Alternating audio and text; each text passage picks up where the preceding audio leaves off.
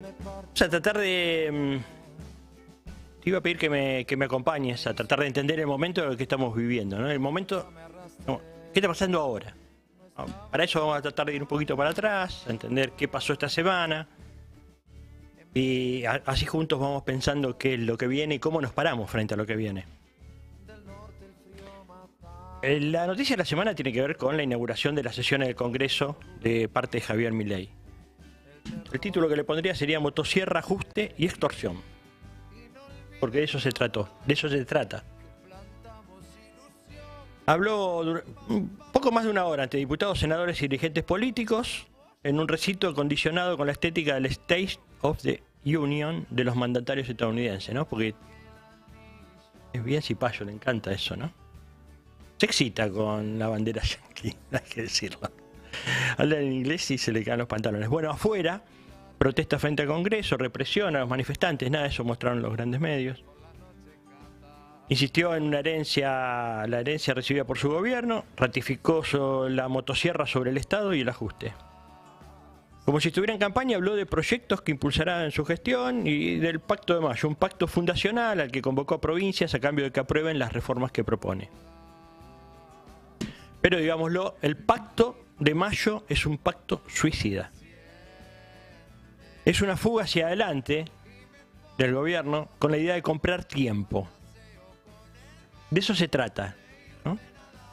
Lo tira para mayo, pero lo que necesita es tiempo, pues ya no tenía más tiempo. Se le cayó la ley ómnibus, se le caía el DNU esta semana, ya no tenía más tiempo. Entonces con esto compra algo de tiempo para ver si finalmente le sale la entrega de la Argentina en tiempo récord. Vamos a la previa. ¿Qué pasó en estos días, en estos últimos días? Mirá, si te pones a pensar nada más los últimos 7, 8, 10 días pasados. El Observatorio de la Universidad Católica Argentina calculó que la pobreza pasó del 49 al 58 en enero. Un 20% de aumento de la pobreza en un mes. Estimó 27 millones de pobres en un país con 46 millones de habitantes. La peor cifra de la crisis del 2002. Ya, en 2 meses, nos llevó a la crisis del 2002.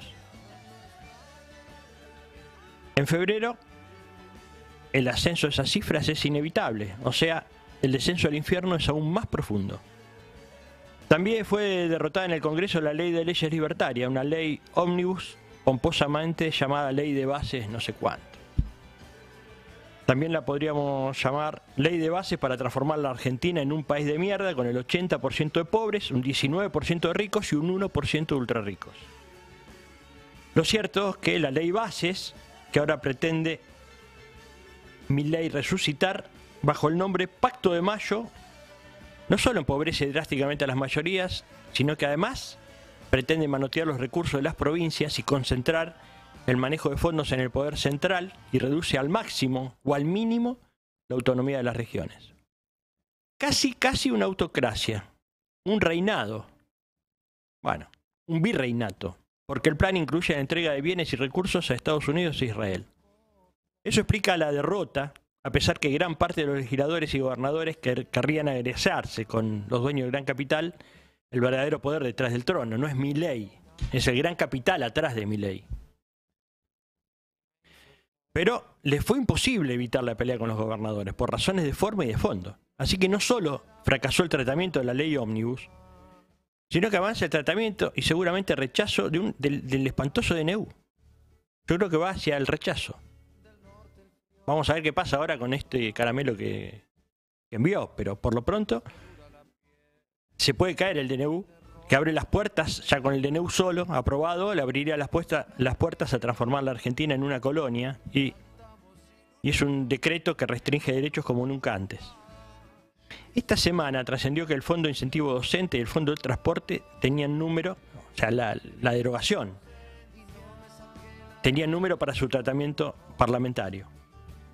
Así que Milei decidió escalar la pelea y llamó ratas a los legisladores. Cuando vio que se le caían esas dos leyes, bueno, hace un rato hablábamos con Gianni de eso, ¿no? De la importancia de eso, como gesto.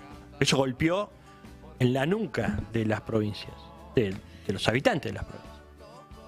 Bueno, eso con el establecimiento de las sesiones ordinarias iban a ser uno de los primeros temas que iban a querer hablar los diputados y senadores. Cuando vio eso Milei, ¿qué hizo? Los trató de ratas. Escaló la pelea. Los empezó a insultar, a agraviar a través de las redes, mandó a todos los trolls, los odiadores, los haters a insultarlos. Además, Milei sabe que se aceleran los tiempos en que la Corte Suprema de Justicia debe tratar el DNU. Y la verdad es que tiene poco margen para aprobarlo la Corte. Tal vez lo querría ayudar, pero no puede. Eso también se le cae. Entonces se le caen los gobernadores, se le caen diputados y senadores y se le cae la Corte. Se queda sin apoyo. En ese marco, esta semana, Milei habló de gobernar por DNU. Y Sturzenegger flirteó con la idea de cerrar el Congreso de los Fujimori. En una nota de Marcelo Bonelli, que claramente expresa los intereses y la mirada del establishment sobre la política local, ¿no? El columnista del grupo Clarín, mirá lo que dijo el viernes. Los lobos de Wall Street habían estado husmeando sobre el tamaño despropósito. Todos los informes en Manhattan hablan sobre las debilidades de Milei y la débil fuerza política que tiene el presidente para hacer lo que dice. También los informes del JP Morgan, HBC y Morgan Stanley coinciden en un interrogante. ¿Milei podrá dominar el empobrecimiento que genera su mega ajuste? En Wall Street y el FMI no terminan de entender la lógica de la Casa Rosada. Insisto, editorial de Clarín del viernes, firmado por Marcelo Bonelli. ¿Qué más dice esa editorial? Dice, Federico Sturzenegger tiene una simbiosis con Milei. Hace una semana expuso en un seminario internacional de la Universidad de San Andrés. Había economistas del exterior y Sturzenegger se sinceró en su charla académica. El asesor estrella insistió en que era imposible negociar con gobernadores, cárteles, sindicatos y políticos porque serán las víctimas de las reformas que propicia Milei. Los intelectuales del coloquio le plantearon si era posible gobernar confrontando y sin consenso. Sturzenegger expresó que había experiencias internacionales y mencionó al Perú de Fujimori. Fue premonitorio. Ayer Milei se lo dijo al Financial Times: no necesito al Congreso para salvar la economía. Ese es el contexto. O sea, esto que estoy contando es lo que dice Clarín el viernes. O sea, eso era lo que... Así llegábamos al discurso de apertura de sesiones a las 21 horas del día viernes. En esa lucha entre el Dr. Jekyll y Mr. Hyde parece haber entrado en escena ahora la cara negociadora de ese monstruo. O sea, Milei es todo el tiempo Jekyll y Hyde. O sea, vos lo escuchás hablar y te das cuenta que es el monstruo. Pero por otro lado, te pone a Caputo de ministro de Economía y a Sturzenegger armando el plan económico. Eso es más viejo, eso es. Es de la colonia pura eso. Pero clásica, neoliberalismo clásico. Él no puede con las formas, pero en los hechos, Milei obedeció al poder real como la mano al cerebro. Pero no solo fue Clarín el que le advirtió esto a Milei. En estos días llegaron al país misiones del gobierno de Estados Unidos y del Fondo Monetario. ¿Te acordás? Gita Gopinath, por ejemplo, se reunió con Milei, salió y emitió un comunicado de prensa donde dice que el gobierno de Milei necesita trabajar de forma pragmática para conseguir apoyo social y político para garantizar la durabilidad y eficacia de las reformas. El Fondo Monetario tendió a la conflictividad. Dice, dado los costos de la estabilización a corto plazo, es esencial realizar esfuerzos sostenidos para apoyar los segmentos vulnerables de la población y preservar el valor real de la asistencia social y las pensiones. Mirá vos, ¿no? El Fondo Monetario con un discurso parecido al del Papa Francisco, hablando de los más pobres, ¿no? Fíjate que se lo tiene que decir a Milei, porque Milei no escuchó eso que le dijo. No le da bola. Si la gente con hambre te va a hacer explotar el país. Y cuando explote el país, va a explotar el fondo también. Por eso está preocupado el fondo. Y por eso vino la 2 del fondo, la representante de Estados Unidos vino acá a hablar con Milei, a decirle, hey, loco, pará. Hablá con los diputados y senadores, conseguí apoyo social y político para que estas reformas queden. Pero además, dale de comer a los hambrientos. Estás loco, le dijo el fondo. Pero como se dieron cuenta que Milei no los escuchaba cuando hablaba, mandaron también a Anthony Blinken, el número 2 del gobierno de Estados Unidos. ¿Y qué dijo Blinken? Dijo, quizá lo más importante es que Argentina tiene lo que el mundo realmente necesita y queremos ser su socio mientras alimenta y provee de energía al mundo. Dijo que no quiso opinar sobre la presunta dolarización de la economía argentina, no le gusta evidentemente. Y cuando le preguntaron sobre los planes del gobierno dijo que, que estaba esperando escuchar cualquier plan al respecto, pero no quiso valorarlo. Eso también lo cuenta Clarín. Con lo cual, lo que trasciende es que quiere quedarse con los recursos naturales de la Argentina. Dijo alimentos y energía. Ese es el plan final. También se supo que Macri se había reunido con el loco. Y también que los empresarios nucleados en la Asociación Empresarial Argentina le hicieron llegar su preocupación de que su intransigencia haga saltar todo por los aires. Todo eso esta semana pasada. También le advirtieron que la hipótesis de juicio político, si no desescalaba el conflicto, era imparable. O sea, si él seguía duro y escalando el conflicto, porque el conflicto con Chubut, ahora le pidió a la Corte que le dé la razón a él. O sea, quiere escalar el conflicto. Le dijo, desescalá esto porque ya se está hablando de juicio político y van a tener los números para el juicio político y te vas a tener que ir. Y eso lo obligó a reescribir el discurso. Y escuchamos el discurso del Dr. Jekyll. Pero es solo una parte. Todo esto es solo una parte del problema. Son las preocupaciones sobre todo de la casta. Y ahora vayamos al resto.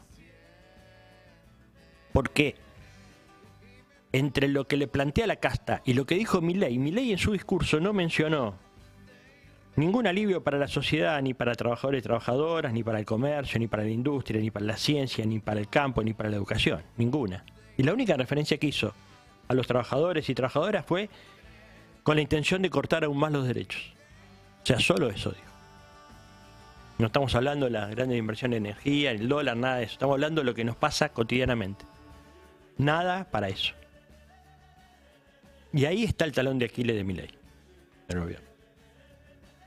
No hay ni una sola palabra para la gente que sufre, para jubilados y jubiladas, para trabajadores y trabajadoras, para la gente que tiene hambre, para el que no puede comprar un remedio. Para ellos nada. Una cosa es el discurso más o menos florido, prometedor, ideas utópicas que parecen alcanzables, realizables, qué sé yo, y otra cosa es lo que vivimos todos los días, ¿no? La realidad efectiva. Y hasta el momento la única promesa que tenemos es la de sangre, sudor y lágrimas. Es lo único que promete hasta ahora. Sigue prometiendo eso, sangre, sudor y lágrimas. Convertirnos en Alemania en el 2060... Son 35 años, estamos en el 2024, 2059. Convertirnos en Alemania en el 2060 es un espejismo cada vez más lejano cuando no podemos subirnos al colectivo para ir a laburar o para ir a la escuela, cuando no podemos pagar la salud y nos falta un plato de comida en casa. En solo 2 meses ya hay 150.000 despidos en la construcción. Escuchaste bien.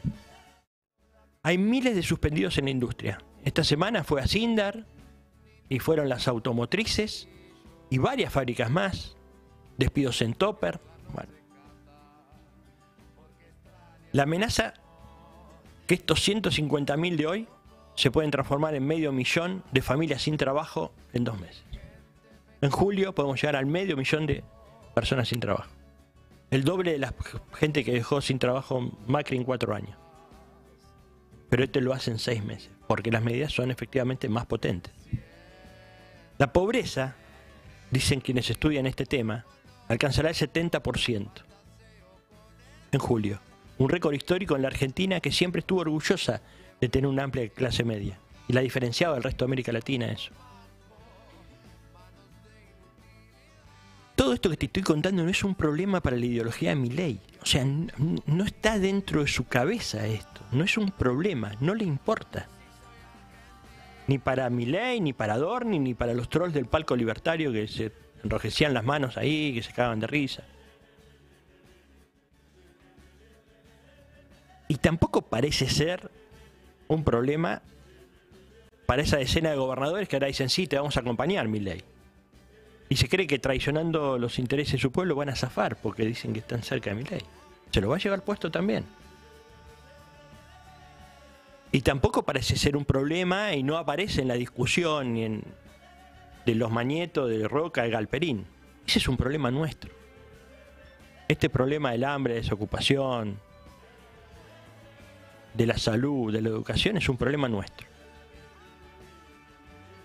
La pelota la tenemos trabajadores, trabajadoras, estudiantes y la gente sensible que sabe que nada bueno se construye arrojando a miles a la miseria, a la desocupación. Nada bueno se construye privando de salud, de transporte, de educación, de trabajo. Nada bueno se construye con discriminación, odio, insultos y motosierra. Fin.